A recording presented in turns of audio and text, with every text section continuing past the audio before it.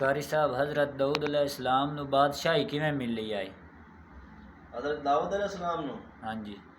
इन्हां दा वाक़या इस तरह है कि अल्लाह दे नबी दे हुक्म नाल एक बादशाह मुसलमानां दे बादशाह हन, उन्हां दा नाम है तालूत उन्हां दा नाम है। वो जिस टाइम बादशाह बने ना तो उन्होंने बनी इसराइल नूं जिहड़ा उन्हां दी कौम आई, जिवें साडे नबी दी कौम आई, इस तरीके नाल उन्हां दी जिहड़ी कौम है ना बनी इसराइल, उन्होंने हज़रत तालूत ने जंग लई जहाद लई तैयार किया। उन्हां दे विच हज़रत दाऊद अलैहिस्सलाम हन ते अजे उम्र थोड़ी आई ते बीमार भी हन, ते बीमारी की वजह तो उन्हां दा चेहरा जरद आई। ठीक है, यानी चेहरे ते जर्दी इवें जिवें जर्दी होंदी पीला पीला इवें जरद आई, ते वो भी नाल हो गए। ते हज़रत तालूत ने यानी जिहड़े बादशाह हन मुसलमानां दे, उन्हां ये ऐलान किया कि जिहड़ा अगला हुण जिहड़ा काफिर बादशाह आई ਉਹਦਾ ਨਾਂ जालूत है, और वो इतना ताकतवर ते बहु कद आवर आई, यानी लम्बे कद वाला आई, ते जेड़ी वो लोहे की टोपी पाना होंदा है ना 300 रेतल ਉਹਦਾ वजन आई।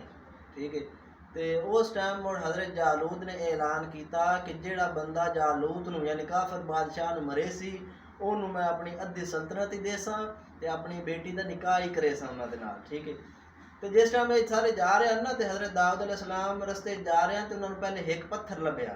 वो पत्थर अल्लाह के हुक्म नाल बोलिया कि मैनू चा लाओ।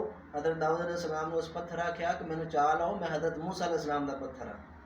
मुड़ अगे गए, मुड़ दूआ पत्थर मिलया, वो पत्थर भी बोलिया कि मैनू चा लो, मैं हज़रत हारून अलैहिस्सलाम का पत्थर हाँ। उन्हें चाह के झोले च पा लिया।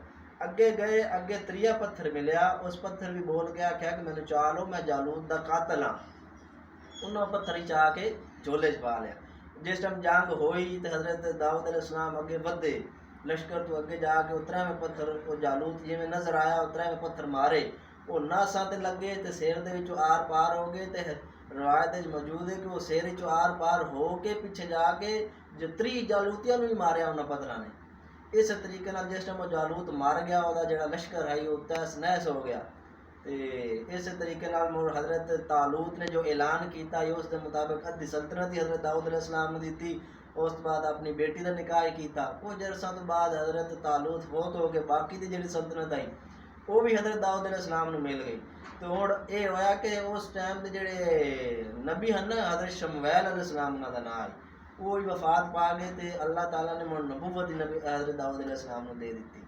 ये सारा इन्हां दा वाक़या। माशाअल्लाह जी, माशाअल्लाह।